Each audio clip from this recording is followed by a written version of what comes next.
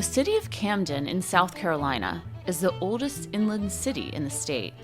Located northeast of South Carolina's capital city of Columbia, Camden, during the American Revolution, became a major supply post for the British during the Southern Campaign, and a major battle took place that we're still learning about today. We're traveling to Camden, South Carolina, where military historian Rick Wise shares what it's like as a soldier.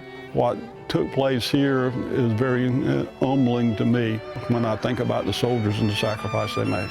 And David Duncan of the American Battlefield Trust, who works to safeguard sites like this, explores modern discoveries, making us think differently about the past. We look at battlefields as outdoor classrooms.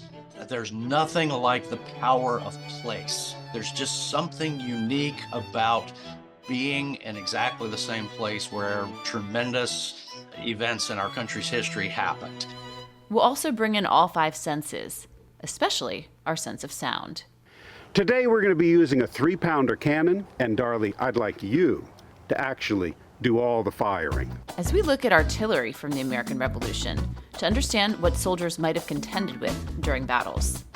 This is a podcast meant to share a sense of place and why we should travel and learn about these sites today. By taking you on location to Camden Battlefield, you'll learn from a soldier why wars of the past are so relevant and poignant in modern times.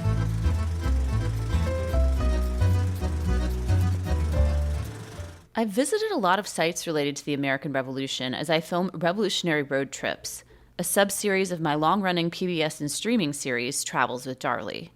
I've been filming this content in the lead up to 2026, the 250th commemorations of the founding of the United States. When you visit sites that date back 250 years or more, and many of them are battlefields, sometimes there isn't much to see. A mound of earth, a historical placard, acres of forest. It's hard to imagine what went on without the proper context. Which is why I was happy to be able to explore Camden Battlefield with historian Rick Wise. The Battle of Camden was fought on August the 16th, 1780.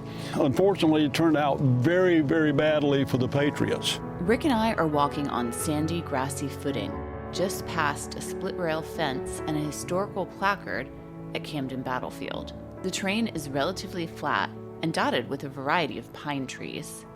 2/3 of the Army ran, the militia, kind of how the militia had fought earlier in the war, and it was the worst tactical defeat of an American army during the American Revolution.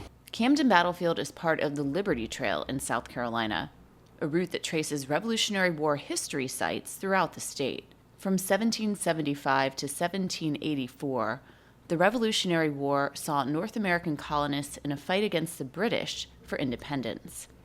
Some of the most significant American losses and victories took place in South Carolina. Rick, how many people died here at the Battle of Camden? You know, it's really hard for us to tell, but we think it's around 400 that are still here on this battlefield. And so this is hallowed ground. Those soldiers after the battle were buried pretty much where they fell. Over here are the graves of 5 Continental soldiers who were buried together.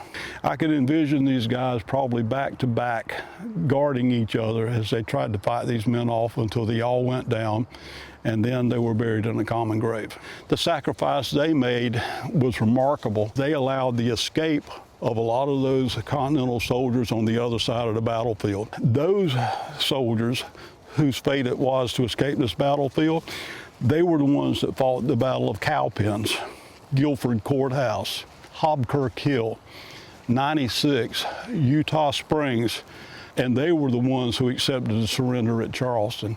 So a lot of our independence and liberty that we have today was the result of the sacrifice of these 5 men that were recovered here at the battlefield at Camden. Do we know anything about these men, their age, where they came from? The 5 soldiers here, and there were a total of 12 Continental soldiers recovered here at the battlefield at Camden. 2 of these soldiers over here were teenagers. One of those over here was somewhere around 30 years old, and then the old man was about 40. and we can kind of think that maybe he was their sergeant. And he fought with them and led them until they all went down. And at this place on the battlefield, after Lord Cornwallis had committed his reserves to include the 71st Highlanders, they were probably surrounded at that point, and they paid the ultimate sacrifice. When we think about history, we think of the past, but what we know is constantly evolving, including at battle sites like Camden Battlefield. In 2020, researchers discovered remains in a shallow grave on the battlefield. A combined effort of historians, researchers, archaeologists, anthropologists, and forensic analysts worked to learn more. David Duncan of the American Battlefield Trust, whose mission is to preserve battlegrounds and educate the public about the history, shares more about the discovery. They made some amazing archaeological progress there at Camden that allowed them to identify, believe it or not, even after all this time has passed, they identified that 12 of those 14 were American patriots. One was probably a North Carolina loyalist, which meant he was on the side of the British. And then one was actually a member of the 71st Regiment of Foot, a group called Fraser's Highlanders. So he was a Scotsman fighting for the British at that time.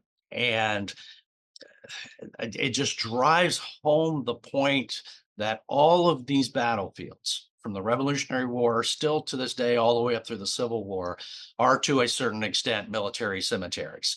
That something like this could still happen here in 2023 at that time. Just, I think, to me, really drives that point home. They found these soldiers. They wanted to respectfully study them from an archaeological perspective, which they did, and that's how they were able to identify these folks, not necessarily by name, because soldiers back then didn't wear dog tags, but they have a pretty good idea who they were and who they fought for. David was at Camden Battlefield in the spring of 2023, when a ceremony was held to honor the Revolutionary War soldiers as their remains made their way back to Camden. They had a very, very moving ceremony to reinter those soldiers as well. And I was very privileged to attend that last year.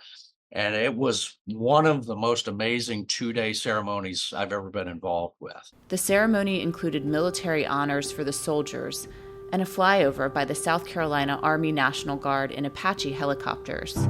You had the U.S. Army involved. You had a contingent of Scottish soldiers come, and they went through all the military pageantry and respectful ways of handling military dead, and it was just so incredibly moving.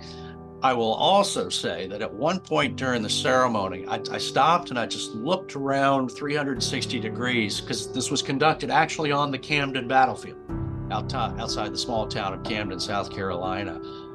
And there were at least as many, if not more, people on that battlefield that day for that reinterment ceremony that had been on that battlefield since the day of the battle.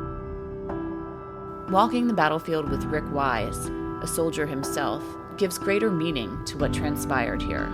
So on a hot, foggy August day, with a lot of smoke going off from cannons and artillery being fired, we had this battle where hundreds of people died. That's right. And the thing is actually it was right at dawn. Daylight then was at 5 o'clock in the morning. And this battle was fought and over by 6 o'clock in the morning. So in that darkness, the early morning gloam, with the gun smoke pungent in the air, you know, these guys fought and made the ultimate sacrifice here. How many battles in South Carolina, Rick, were there during the American Revolution? There were over 200 battles and engagements. And so there is a very solid argument that the Revolutionary War was won here in South Carolina from 1780 to 1782, because it was a stalemate in the North at this time, and what took place here was really what sealed the fate of our becoming the nation that we are today. So it's pretty interesting to understand that the sacrifices here at this battle and at the other places around South Carolina. For instance, there were times where Francis Marion, the Swamp Fox, and his men were the only resistance to the British going on here in the Southern campaign. And it's hard to believe that Marion, with only a couple of hundred men, was able to accomplish that, but he did. He was a natural partisan guerrilla type fighter. So it's one of those things that we look at it today, and it's just amazing to us that they were able to pull that off. And when we look at the casualties that are here, I've studied military history practically my whole life, and recovering these men here has given it definitely a different persona, because these guys are not excerpts from history. They're real, and they're right here with us. And so the ceremony that we held to honor them was an honor that was over 242 years in waiting until we were able to do this. So it was our honor and privilege to be able to acknowledge those folks and the 400 who are here. Rick, how do you feel being out here?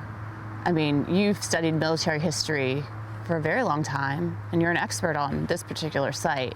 But what does it mean to you when you walk out here and you think about it? I was a soldier for 23 years. And when I come out here, I think of the soldiers. And you think of the hardships that they went through. Do I commune with these guys when I walk around this battlefield? I do. What took place here is very humbling to me when I think about the soldiers and the sacrifice they made. For over 50 years, the Battle of Camden Revolutionary War reenactment has been the largest force-on-force Revolutionary War reenactment in the nation. Tray Dunaway and a group of reenactors are meeting me on the battlefield to give me a taste of this annual event and greater context on the power of the artillery used in the battle. If you've never shot off a cannon before, put in your earplugs. No, you really won't need it listening to this podcast.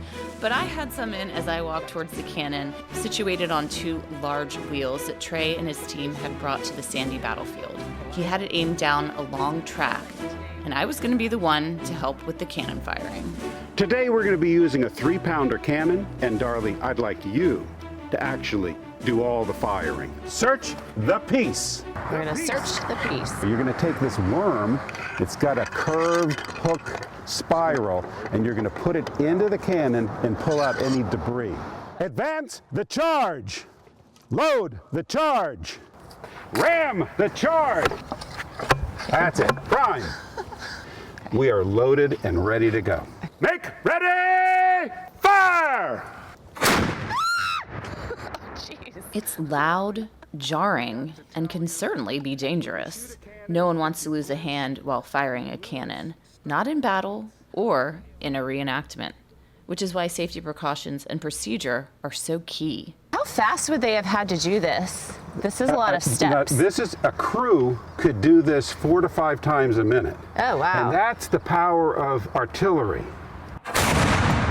On the Camden Battlefield, this would be used either to shoot grape shot, which is a 1-inch iron ball, and that's like a big shotgun, or it could be used as canister shots, which use musket balls, and again, it amplifies the power of one firing. So this was devastating on the battlefield.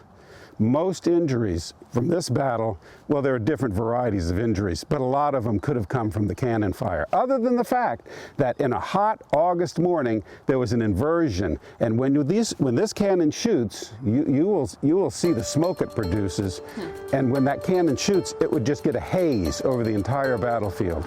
My mind feels more hazy yet clear as I leave the jarring cannon fire from Tray's reenactment group and the impactful tour of the battlefield with Rick Wise. And I can't help but want to know more about this site and the aftermath of the battle here. A next stop, if you're traveling to Camden Battlefield, is historic Camden and the Revolutionary War Center, where a museum and living history site interpret this time period and the Southern Campaign. And if you want to learn more about visiting Camden Battlefield and other stops along the Liberty Trail, watch my Travels with Darley TV and streaming episodes on the Liberty Trail and Revolutionary Road Trip in South Carolina, taking you to these stops with local experts. And check out battlefields.org, the website of the American Battlefield Trust, to learn more about the history and get practical advice for trip planning, as well as the Liberty Trail app. Thanks for joining me to get a greater appreciation and sense of place and history on the Travels with Darley podcast. And look for my other podcasts, taking you to battlefields in Virginia, New Jersey, and Europe, places you can visit too.